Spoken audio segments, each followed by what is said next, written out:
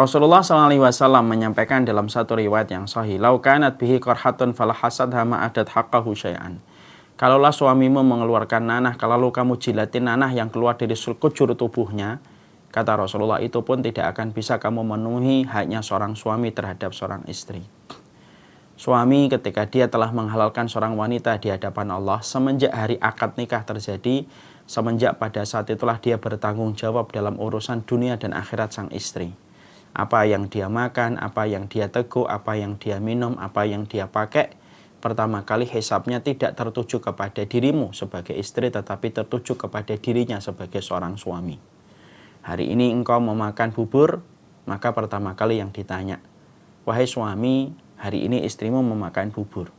Dari mana hartanya dan bagaimana kamu mendapatkan harta itu?" Semua itu akan ditanggung oleh seorang suami untuk menunjukkan betapa beratnya tanggung jawab yang dia miliki di hadapan Allah. Belum lagi ketika seorang suami ketika sudah menikah, dia mencabut sifat bakhil dan kikirnya. Tidak ada seorang suami ketika dia berbagi kepada istrinya merasa berat. Padahal dia di hadapan komunitasnya, mungkin dia tidak akan mampu berbagi setiap waktunya. Tapi dia bisa berbagi setiap waktunya kepada sang istri. Karena Allah mencabut bakhilnya di dalam hatinya ketika dia telah menghalalkan seorang wanita. Dan sesungguhnya Allah memerintahkan seorang istri untuk taat kepada sang suami. Berbuat baiklah kepada suami itu bukan karena suami. Kalau kita berbuat baik kepada suami, mungkin kita akan kecewa.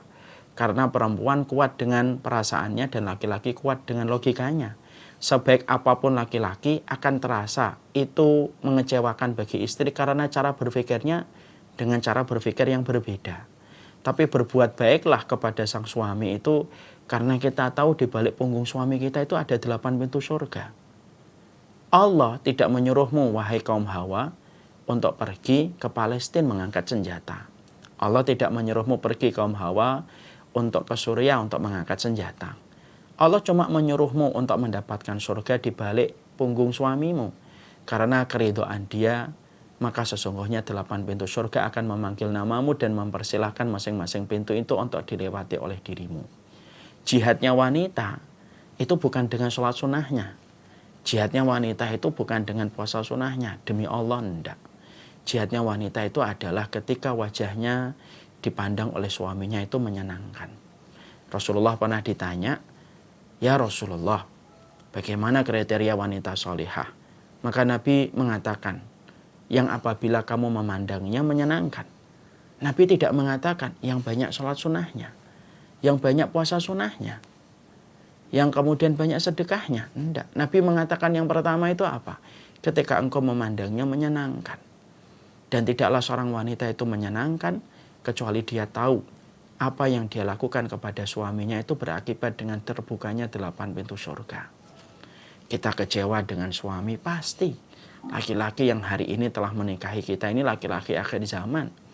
Yang mereka pasti punya kekurangan dan pasti punya khilaf dan kemaksiatan. Tapi sesungguhnya ketika mereka menjadi laki-laki akhir zaman yang penuh dengan kekurangan, bukankah kita juga kurang? Bukankah kita juga salah?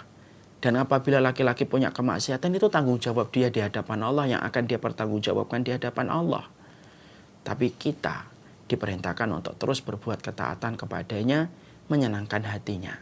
Maka Allah yang akan menjamin kebaikan untuk putra-putrimu dan Allah akan menjamin keberkahan untuk keluargamu. Makanya kita menjumpai ada seorang wanita pernah berbicara dengan salah satu syekh. "Wahai syekh, anak saya yang pertama itu nakal, anak yang kedua kok tidak ya?" Syekhnya lalu bertanya, "Gimana kondisi kamu ketika memiliki anak yang pertama dengan suamimu?" "Saya sering bertengkar, syekh, awal-awal kami menikah." "Lalu bagaimana posisimu ketika kamu memiliki anak yang kedua?" "Kami sudah melewati banyak sekali turbulens dan akhirnya kami lebih rukun ketika memiliki anak yang kedua dan saya sudah mulai belajar untuk berkorban kepada suami saya."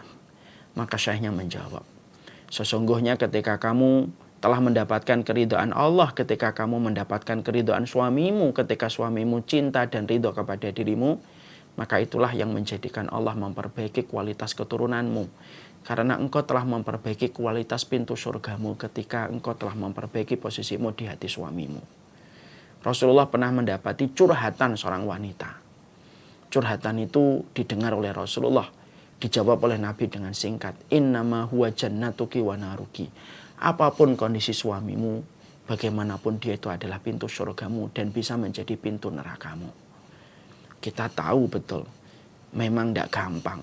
Karena perempuan itu, musuhnya itu pada perasaannya.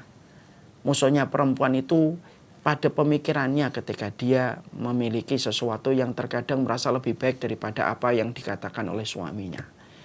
Tapi sepintar apapun kita sebagai seorang wanita, maka sesungguhnya keberkahannya kita itu terletak pada hati suami kita ketika memandang kita. Bukan karena kepintaran kita. Makanya maaf ya, berapa banyak wanita di luar yang mereka menjadi PSK dan BTS. Rela mereka memakai baju yang mahal. Rela mereka memakai minyak wangi yang mahal. Rela mereka melakukan berbagai macam perawatan kecantikan hanya untuk menarik seorang laki-laki dari orang yang bersuami, dari orang yang beristri, hanya untuk mendapatkan segepok uangnya. Tapi mereka rela untuk tersenyum. Mereka rela untuk menyenangkan laki-laki itu. Padahal yang didapat cuma segepok uang. Lalu setelah itu dia ditinggalkan. Setelah hajat dan nafsunya itu terpenuhi. Hanya untuk segepok uang. Kita mendapati banyak perempuan rela tersenyum. Rela melakukan apa saja. Hanya untuk menyenangkan laki-laki hidung belang ketika berzina dengan dirinya. Kalaulah perempuan yang tidak paham akhirat aja berani menyenangkan seorang laki-laki hanya segepok uang. Bukankah wanita yang paham kematian itu akan datang? Wanita yang paham bahwasanya surganya itu dia inginkan. Dia harusnya lebih daripada usahanya seorang wanita WTS ketika menggoda seorang laki-laki. Karena perempuan yang tahu jalan ke surga, tahu jalan ke surga itu bagi dia tidak rumit, tidak panjang ketika membuka Google atau Maps. Tapi sederhananya wanita untuk mendapatkan jalan ke surganya. Di balik hatinya ketika ada keridhaan dari suaminya, disitulah jalan terbuka untuk mendapatkan surganya Allah. Makanya kita menjumpai ada seorang wanita, seorang Mesir di Mesir, yang kebiasaannya itu setiap malam sebelum tidur selalu berkata, Arodi Tani, kamu ridho nggak kepada saya? Setiap malam. Sampai suaminya tuh tahu betul kebiasaan sang istri. Setiap malam sebelum tidur selalu bertanya, apakah kamu ridho kepadaku? Selalu dijawab sesuai dengan kondisi hatinya, saya ridho. Saya hari ini kurang ridho. Kalau dia mendapati jawaban kurang ridho, dia langsung minta maaf dan memperbaiki pada esok harinya. Pada satu waktu pasangan yang luar biasa ini mereka melakukan perjalanan. Naik kapal dan kapal itu mengalami kecelakaan. Dan mereka terombang-ambing di tengah lautan. Ketika terombang-ambing di tengah lautan, sang istri kemudian bertanya kembali di tengah lautan ketika keselamatan mereka belum mereka pastikan. Sang istri berkata, Aroditani, kamu ridho gak sama saya? Sang suami berkata, kamu ini apa sih di tengah lautan kamu masih tanya tentang ridhomu? Lalu sang istri berkata, karena saya tahu ridhomu itu berpengaruh besar dalam kehidupan di akhiratku. Aroditani, kamu ridho gak sama saya? Itu di tengah lautan. Sang suami berkata, saya ridho kepada dirimu. Maka tidak terlalu lama setelah itu mereka dipisahkan dengan gelombang yang besar. Lalu sang suami akhirnya diselamatkan oleh tim keselamatan. Lalu sang istri ditemukan dalam kondisi meninggal dunia. Di channel televisi nasional Mesir, sang suami berkata, saya ridho kepadanya. Dan semoga keridhoan saya menjadikan kuburannya dilapangkan.